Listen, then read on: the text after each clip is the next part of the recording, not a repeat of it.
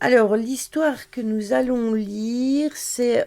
du coup, j'ai pas pris le livre, hein, j'ai pris des histoires sur Internet. Il y aura peut-être plus de dénouement. C'est The House That School.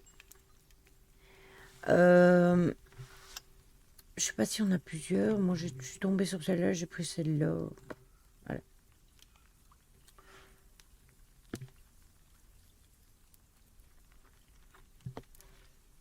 Bon, ça me détend la pluie. Mais là, vous avez un paysage encore demi-bonne. On n'est pas encore tout à fait à Souris. La ville d'Ashford était comme toutes les autres, tranquille, sans prétention, et le genre d'endroit où il ne se passe jamais rien d'extraordinaire. Elle est nichée entre les collines ondulantes et des épaisses forêts, le genre de ville où tout le monde connaît tout le monde et où les secrets restent rarement enfouis. Mais il y avait un endroit dont personne ne parlait plus, sauf à voix basse.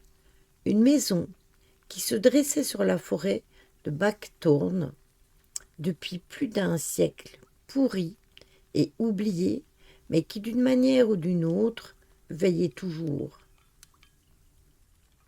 La maison Blackthorn. Elle était abandonnée depuis des décennies, depuis que la famille Grayson avait disparu du jour au lendemain, laissant leur dîner à moitié mangé et leur lit encore chaud.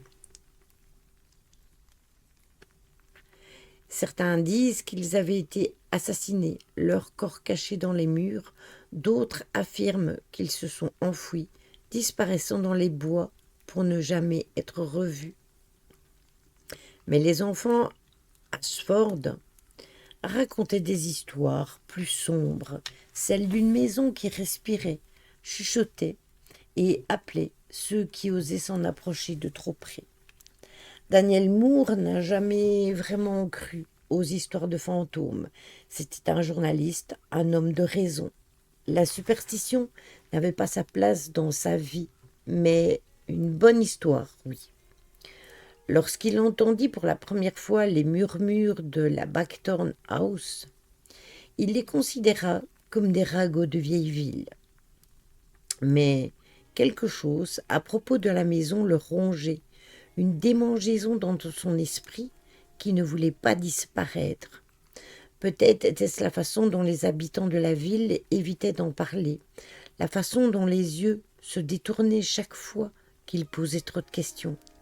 Ou peut-être étaient-ce les rêves étranges et vivants d'une maison qui semblait connaître son nom. C'est ainsi qu'un soir d'automne, alors que le soleil s'enfonçait dans l'horizon, il s'est retrouvé devant l'imposante maison, un carnet à la main. Les fenêtres étaient comme des yeux morts, la porte d'entrée légèrement entr'ouverte, comme si elle l'avait attendu. Le murmure était plus fort maintenant.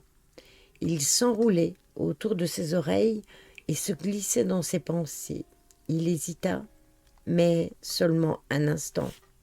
Puis il entra. L'air était épais, suffocant, la poussière tourbillonnait dans la lumière dorée qui filtrait à travers les fenêtres fissurées. Les meubles drapés de drap blanc se profilaient comme des silhouettes fantomatiques. Il alluma sa lampe de poche, dont le faisceau traversa l'obscurité. Le murmure se transforma en mots. « Daniel, tu es revenu ?» Son souffle se bloqua. Il tourna la lampe de poche dans tous les sens, mais la maison resta immobile.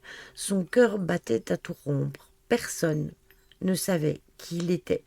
Personne, sauf ce qui se trouvait à l'intérieur de cette maison. L'escalier gémit lorsqu'il monta, les marches en bois s'affaissant sous son poids. Il trouva la chambre principale intacte. Le papier peint défraîchi se décollait. Le lit était bien fait, mais le miroir de courtoisie était différent. Lorsqu'il s'approcha, son reflet se déforma. Ah, voyez, hein, mes histoires de miroir. Ses yeux s'assombrirent, sa bouche se déforma en un sourire qu'il ne fit pas. Puis l'image parla, sans que ses lèvres ne bougent. Tu étais ici, avant.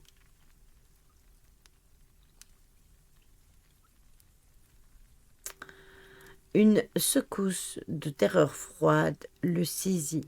Il n'avait jamais mis les pieds dans cette maison avant ce soir. L'avait-il fait? La voix chuchotante emplissait sa tête, non plus douce mais pressante. Tu as toujours été ici. Les murs tremblèrent, une ombre se détacha de l'angle, se fondant en quelque chose de solide. Daniel recula en trébuchant. Sa lampe de poche vacillant. Une femme émergea, pâle, avec les yeux creux et une bouche cousue. Ses doigts s'agitèrent pour l'attraper. Les souvenirs l'assaillirent comme un déluge. La disparition des Grayson. La ville silencieuse. La vérité enfouie sous des couches de temps oubliées. Il était déjà venu ici. Il avait vécu ici. Il était mort ici. Non, murmura-t-il en reculant. Mais la maison engloutit sa voix. Le sol sous lui se ramollit comme de la chair. Les murs palpitèrent comme un cœur qui bat.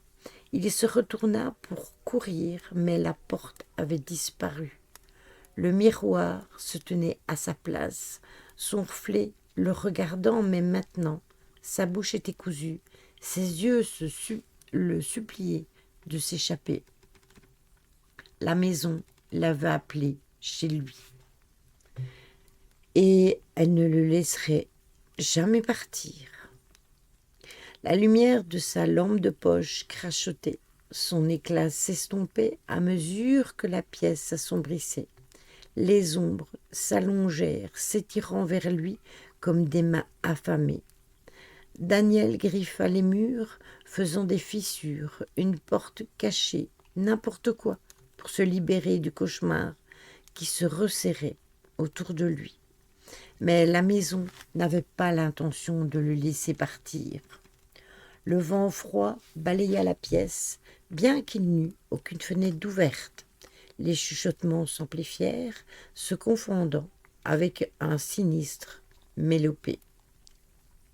« Daniel, reste avec nous. Daniel, tu es chez toi. » Les voix se superposaient, certaines familières, d'autres méconnaissables, toutes appuyant sur son crâne comme le poids de souvenirs oubliés. Puis il les vit.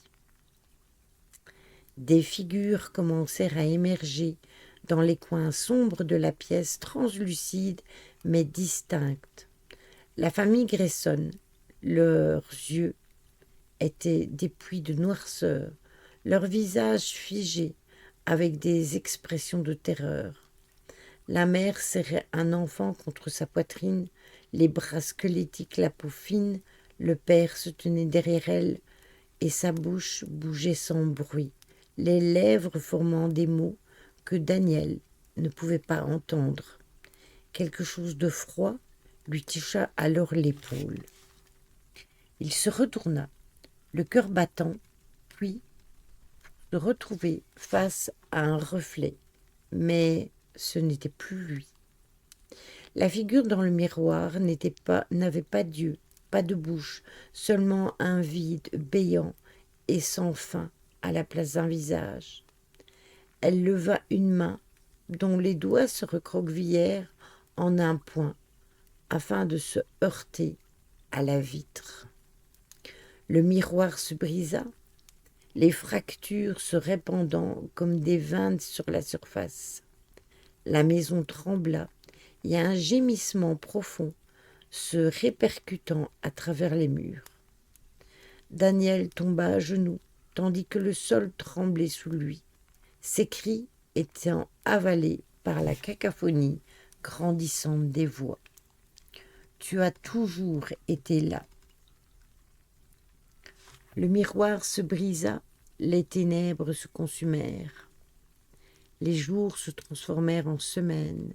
La ville parlait à voix basse de l'étrange nouvelle légende de Blackthorn House. Certains affirmaient avoir vu une ombre se déplacer derrière les fenêtres la nuit. D'autres juraient qu'ils entendaient des chuchotements lorsqu'ils passaient à proximité.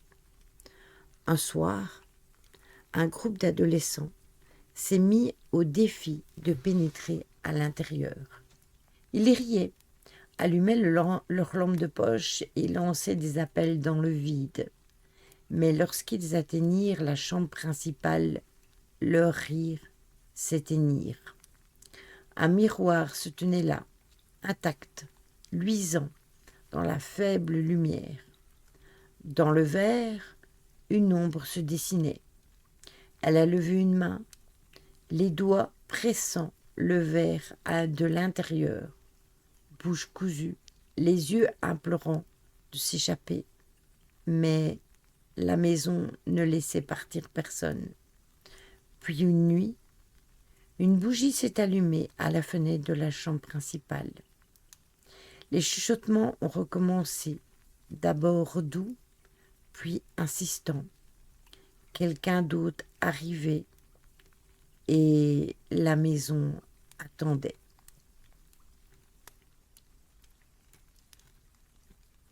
Ah, elle est chouette cette histoire.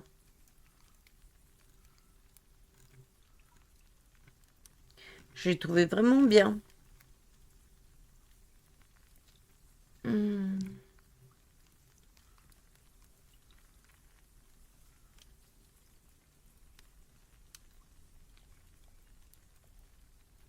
Il y a un livre qui est sorti. C'est tiré du film World, du livre World 33, tome 1.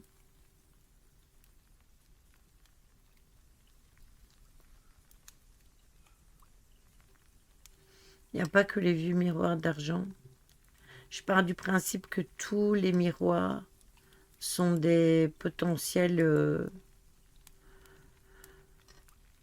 comment on dit, des potentiels, attends, je cherche mes mots.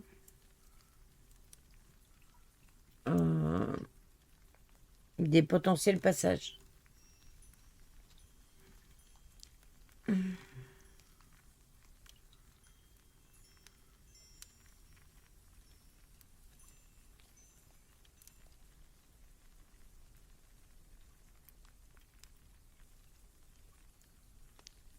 Ah oui, c'est ça.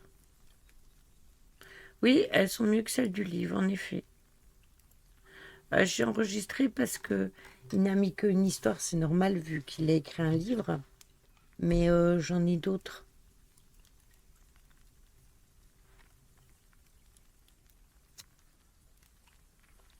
Les modernes, je suis pas d'accord. Je suis pas d'accord parce que si tu achètes un miroir moderne sur le jean et que tu le mets chez toi et que chez toi il y a énormément de souffrance. Oui, peut-être la composition, mais le miroir fait toujours le même effet.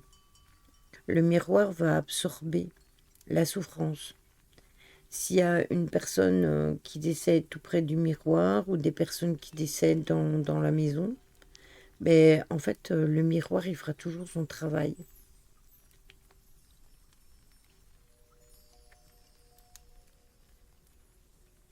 Moi, potentiellement, j'ai déjà raconté, hein, j'ai un miroir qui vient de chez mes parents, qui date que j'ai toujours connu chez mes parents. Donc, il a au moins 50 ans, puisque je vais en avoir 57, j'en ai encore 56 pour l'instant. On y sera vite.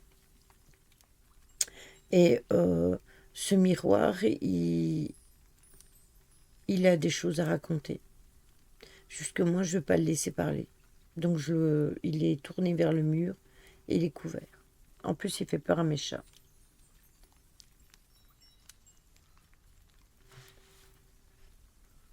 Donc, donc voilà. Alors, on va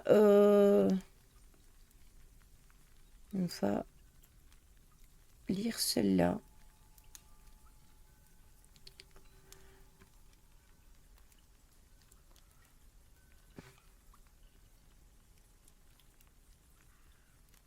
Je l'ai mis en garde-meuble couvert, oui. Ici, moi, j'ai toujours connu chez mes parents. Mais après, mes parents, quand ils sont entrés dans la maison, c'était à la maison de mes arrière-grands-parents et de ma grand-mère. Donc, est-ce que... quel est le vécu de ce miroir avant d'être, que ce soit maman qui l'est? Peut-être que il a été à mes grands-parents, à mes arrière-grands-parents, je n'en sais rien. C'est un miroir, un grand miroir comme ça, avec un truc pour le poser. Et tout autour, c'est du cristal, tu sais, comme les lustres en cristal. Voilà. Allez, on en lit une dernière et puis au lit tout le monde. Oui, c'est ça. L'histoire s'appelle Je suis un employé de bibliothèque municipale. Cette histoire a été écrite le lundi 6 octobre 2025, donc c'était il y a pas très longtemps. Je travaille dans une bibliothèque municipale dans le sud de la France depuis maintenant 3 ans. On pourrait se dire que c'est un emploi tranquille, en dehors peut-être de l'aigreur de certains visiteurs. Mais si je fais ce poste aujourd'hui, vous vous en doutez, c'est que j'ai quelques histoires à raconter qui changeront peut-être votre vision de ce métier. Je vais d'abord commencer par quelques anecdotes courtes, histoire de vous mettre dans le bain. Je me rappelle par exemple d'environ 3 semaines après que j'ai commencé à travailler, un vieux monsieur, à l'air un peu perdu, est venu me voir. Il ne semblait pas spécialement avoir l'intention de rentrer dans la bibliothèque. En fait, il tenait un vieil ouvrage poussiéreux qui était l'objet de sa visite. Il voulait savoir comment on pouvait faire pour laisser un ouvrage à la bibliothèque et le faire reproduire pour qu'il soit disponible dans toutes les bibliothèques municipales de France. J'ai dû lui expliquer que ce n'était pas comme ça que les choses fonctionnaient, mais il ne m'écoutait pas. Il a pris ça comme un refus, comme dans une maison d'édition, et il a commencé à essayer de me vendre l'intérêt de son ouvrage. Et c'est là que c'est devenu franchement très bizarre.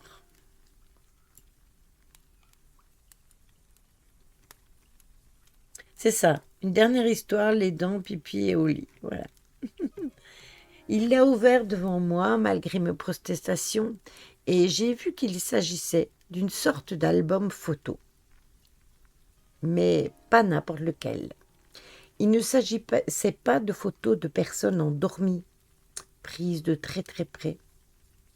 Parfois, elles avaient la coloration de l'infrarouge, parfois elles avaient été prises avec un flash très grossier, mais sans qu'aucun signe d'éveil ne soit visible sur les personnes qui subissaient ça. Elles paraissaient toutes avoir un sommeil agité. Ce n'étaient clairement pas les visages de personnes dormant paisiblement. Mais de ce qui était encore le plus déroutant, c'étaient les notes qui accompagnaient les photos. Elles étaient toutes ajoutées à la main, au feutre rouge, à côté de la photo. Un homme qui avait l'air d'avoir une trentaine d'années, cheveux bruns courts, un peu forts. Il y avait par exemple écrit « Doux, parfum boisé », à garder dans un endroit frais et humide, apporte la joie de vivre, ou encore, à côté de celle d'une fillette d'environ 10 ans aux bouclettes blondes, rugueux, parfum minéral, peut être entreposé dans un endroit sans lumière à condition d'être retourné toutes les 36 heures. Sinon, préférez la grille ventilée dans un contenant en bois avec quelques ouvertures d'au moins 2 cm par 37 pour les soirs au coin de cheminée. Il y en avait littéralement des dizaines. Pendant que les pages tournaient, le vieil homme essayait de me convaincre de la grande qualité de l'ouvrage, de la nécessité d'en faire profiter le plus grand monde. Il l'appelait son encyclopédie, et derrière son air un peu hagard, il avait une lueur de fierté pour ce travail de recherche auquel je ne comprenais strictement rien, mais qui me mettait franchement, là, très mal à l'aise. J'ai rapidement appelé quelqu'un qui travaillait là depuis plus longtemps, et quand une collègue est arrivée, elle l'a fixé quelques secondes, l'air un peu surprise, puis l'a agrippé par le bras sans un mot et l'a fait sortir. Je m'attendais à ce qu'il proteste, mais il a pris un air contrit et s'est laissé faire, lui aussi, sans dire un mot. Lorsque une collègue est revenue, elle a essayé de se montrer rassurante et m'a expliqué que cet homme passait à peu près tous les 17 mois, qu'il ne fallait pas l'écouter ni lui parler et ne pas lui permettre d'entrer dans la bibliothèque et de ne surtout pas poser davantage de questions. Personne ne savait d'où venaient ces photos, mais au fil des années, on avait écarté l'idée qu'il les avait pris lui-même. Je n'ai pas eu davantage d'informations à ce sujet, malgré mes questions. J'ai donc été forcée de l'oublier. D'ailleurs, 17 mois plus tard, il est effectivement revenu et a fait le même cinéma. Cette fois, c'est moi qui l'ai fait sortir, et comme la première fois, il s'est laissé faire sans rien dire. L'anecdote suivante est un peu plus courte, mais je pense qu'elle va coller des frissons à certains. Il faut savoir que dans la bibliothèque, il y a régulièrement des sorties organisées par des écoles environnantes avec des histoires qui sont lues aux enfants. On essaye de leur donner le goût de la lecture. Et donc, l'un de ces après-midi où une telle sortie était organisée, on avait une douzaine d'enfants qui étaient venus écouter. Et on leur lisait Alice au pays des merveilles. Ce n'était pas moi de m'occuper de ça, j'étais en train de ranger des livres qui avaient été rapportés dans les rayonnages. À un moment, j'ai eu l'impression d'être observée. Alors je me suis retournée et j'ai vu qu'un gamin s'était éloigné du groupe et me regardait. Je lui ai demandé s'il s'était perdu et il m'a dit qu'il cherchait quelqu'un pour dire que le monsieur au chapeau lui avait fait peur. Comme je savais quel était le programme, je me suis dit que l'histoire en était arrivée au moment où Alice rencontre le chapelier fou. Et je lui ai demandé si c'était lui qui lui faisait peur. Il a eu l'air d'hésiter un peu, et il m'a fait oui de la tête en baissant les yeux. Je ne suis pas le meilleur pour m'occuper des enfants, donc j'ai fait comme si je pouvais pour essayer de le rassurer et de lui dire que le chapelier fou n'existait pas et qu'on pouvait aller demander à la personne qui s'occupait des enfants s'il était possible de changer d'histoire si ça ne lui allait vraiment pas. Il a de nouveau hoché la tête et je l'ai emmené par la main pour le ramener au groupe en me disant que c'est ce qu'on ferait. Sauf qu'arrivé proche de la zone de lecture, je suis tombée nez à nez avec un homme d'une 50aine d'années au visage franchement inquiétant. Le genre qui aurait pu servir de caricature de méchant dans les livres Disney, avec un vieux chapeau verdâtre sur la tête. Il observait les enfants, cachés derrière l'étagère des livres sur les animaux. Lorsqu'il l'a vu, le petit l'a pointé du doigt et dit « C'est le chapelier fou, il existe !» Entendant ça, le type s'est retourné et il a filé au pas de course vers la sortie. Presque comme s'il était prêt à ce que ça arrive. J'ai dit à l'enfant de retourner avec les autres et de ne pas s'inquiéter, car je m'en occupais.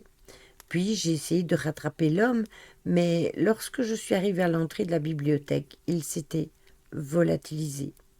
J'en ai parlé à ma direction et on a redoublé de vigilance sur les gens qui entrent et sortent dans la bibliothèque, en particulier quand on accueille des enfants, mais il n'est jamais réapparu. Maintenant que je vous ai raconté de petites anecdotes, j'aimerais aussi vous raconter une autre histoire. Ça, on la dira la prochaine fois. Je vais la garder. Je vais la garder. Je vais garder l'histoire. Je vais partager la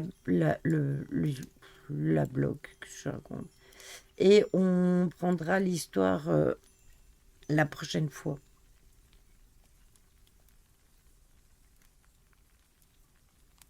T'as pas compris quoi? Qu'est-ce que tu n'as pas compris, Ryan?